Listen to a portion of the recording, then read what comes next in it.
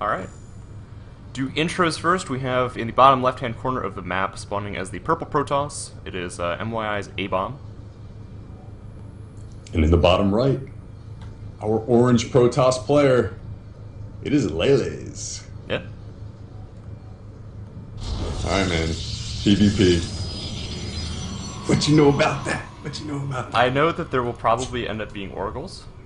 I know Okay. that Oracles are insanely good, and they destroy mineral lines in seconds. So it's interesting to see if we're going to see some sort of Forge or early Stalker incorporated specifically for defense. I mean, generally, you still see players open with Stalker. Mothership Core, actually, is the new, kind of the new go-to unit for offensive pushes off of your first couple gateway units. And it's quite powerful. I mean, there's no reason not to get one, so I'm sure at some point we will see both players commit to that. It does cost 100 gas, though, so it's definitely a pretty big commitment. Need to make sure it stays alive. I have seen the Mothership Core in every single game that I've played against a Protoss player. Yeah. And I've used it myself. And Yeah. it's pretty nice. It's pretty good. I like it. I like it so much I considered switching to Protoss, but I'm not going to do that.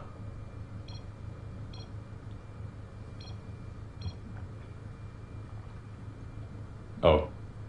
Good thing we didn't say anything about the game on the stream. Yeah. Leles actually going for a 12 Pro brush. Doesn't even know where his opponent spawned. Smurf. Yeah. Oh, that jab. So they're both going for early gases here, but this is pretty common, I guess, in Yeah. PvP. I would So- imagine we're going to see pretty fast second gas from both players as opposed to normal. Occasionally you see 4 gates, but if you go for a Mothership Core or a 4 gate, you need a Mothership Core, so... I suppose the one deviation going on right here is that Leles is scouting Abomb in his base and seeing the fact that Abomb has not taken that second gas. On the other hand, Yeah. Leles himself has taken the second gas, so he must be looking to see if they're doing the similar build, and it seems like Lele has the upper hand in terms of the gas mining at this point right now, but that's going to mean Abomb has more minerals, so we'll see where this kind of switches out, but Abomb's also thrown down his Cybernetic score just a little bit faster than Lele's too. Yeah. His gateway was, they were both similarly timed, but that earlier gas from Leles did actually delay his Cybercore. Let's see. It seems like... It's kind of weird, because Lele's only put two probes in each refinery here. That's something you see occasionally that's kind of indicative of an expansion, but you generally don't see expansions, especially in Heart of the Swarm after, in PvP. We do have a second gateway on the way here for Leles. Yeah, Bomb's going full out, 3 harvesters in each refinery right now, making that Mothership Core right now.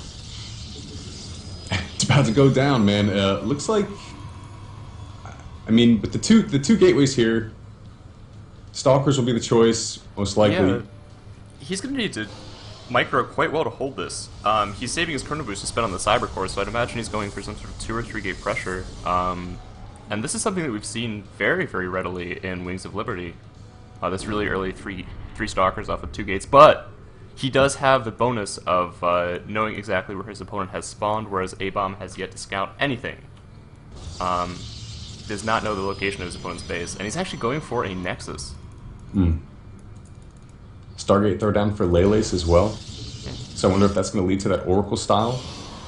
Be interesting to see Stalkers and the Oracle in combination. Now the Oracle has the ability to slow units down. Yeah. So with Abomb going for this expansion here, he's going to have less units on the map. I'm curious to see where his mind's at here. If Leles himself is going to be taking an expansion, but there's no signs of that right now. Adding on another gateway, 3 gates and a Stargate right now.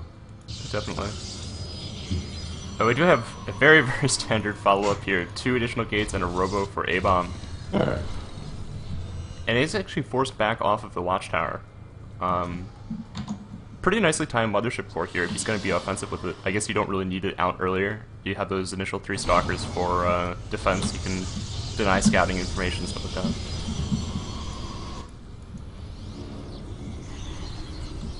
that. And yep, it is an Oracle. A little bit of chrono boost going down there. He still has almost 2 left remaining on his Nexus. Very passive from both players. Yeah, thus far. With the expansion up, Leles is going to have to make a move. I mean, without an expansion of his own, he doesn't have this gateway morphed yet. Yeah, his opponent's worker count. He's in trouble. We're looking at only a 2 probe lead right now, but with double worker production, he's going to have a spurring economy. Oh, and wow, Leles actually throwing down his own Expo without even doing any pressure.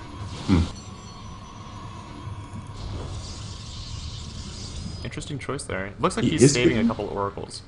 Yeah, he's getting a couple of oracles here, so we're going to have to see what he can actually do with this. Maybe he's just expecting his opponent to expand, and here's the 7-minute, 30-second 2 oracle timing. Absolutely. If Phoenix wins, this is kind of cool to note that the Sentry has hallucination inherently now.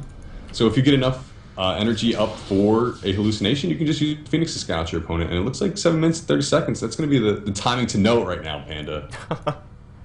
I'm sure it will become creep down to like 7, 6:30. But yeah, solid in the PvPs to come. Yeah. It's also good to note that they haven't nerfed the energy cost of hallucination, so it still costs you a lot of energy. So you really have to be sparing about how you use it. But with that, I mean, Abomb saw the entire base of his opponent. He actually even got Nexus confirmation, and the fact that it was not done yet. He's got a huge supply lead now, too. 36 probes to 29 probes of lately. And army value actually favoring Abomb too. So despite the fact that he really got a lot of units out quite early and delayed his Nexus because of it, Leles not looking in a very dominant position at this point.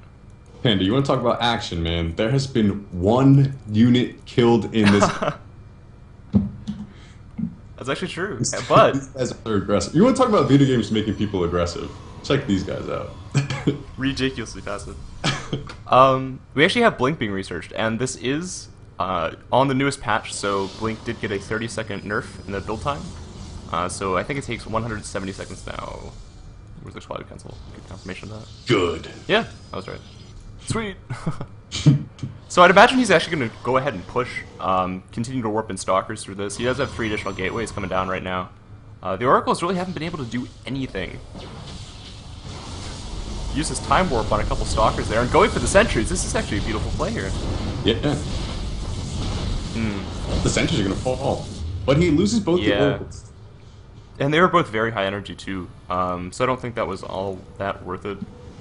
Yeah, considering Abomb still has a slightly larger army supply right now. And these Immortals. It's huge. He's going to have 7 gates in just a second here. These Immortals are just going to be... hasn't added his gates on yet. Yeah, this is... Absolutely tear through the Stalker composition. This is going to get ugly. He does have these Phoenixes, though. Who knows? Mothership Core can play a factor here in this engagement. Isn't making any more Oracles, though. If he had an Oracle, he could potentially slow this approach down. Be great if he could snipe it. Nice Stalker positioning there by Abomb, though. Does save the Mothership Core for the time being.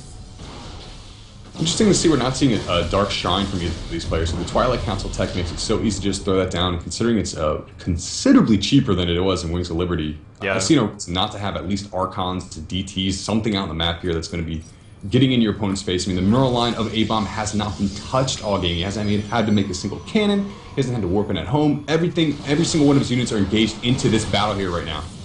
Picking off 1 Phoenix right off the bat, too. Yeah, Leles is in the corner. He is scared.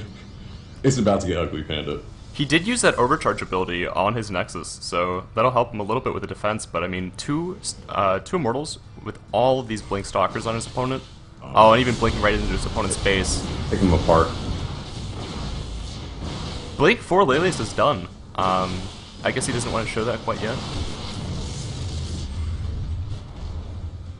Or simply forgot about it. Nice move from Abomb, though, just to get out, not being too greedy with it. Only losing 1 Stalker in that engagement. And it does look like this this Photon Overcharge, when does that run out? Do we know how long that actually takes? I think it's 60 seconds. It's pretty devastating, though. Okay, it's gone out. Does Abomb know this, though? Where's his Observer? Oh, Sentry Force Field on the ramp. And with this, most likely, we're going to see Abomb push into the natural. Using the detection of the Mothership Core, the Photon Overcharge has run out, and Abomb is just pushing in here. The Immortals have been picked up by the Phoenix, but the Stalker count is still ridiculously high for Abomb. 30 Stalkers to 14 Stalkers here. Abomb is pushing through, and this is going to be the end of game 1, but this is a best of 3 in this tournament. So Leles will have another opportunity in the next game to try to take Abomb down. Abomb looking very strong in this game. Good macro, took risks, It all paid off. Yeah, the second Immortal finally falls, but it is not enough, as Abomb does take the first victory here.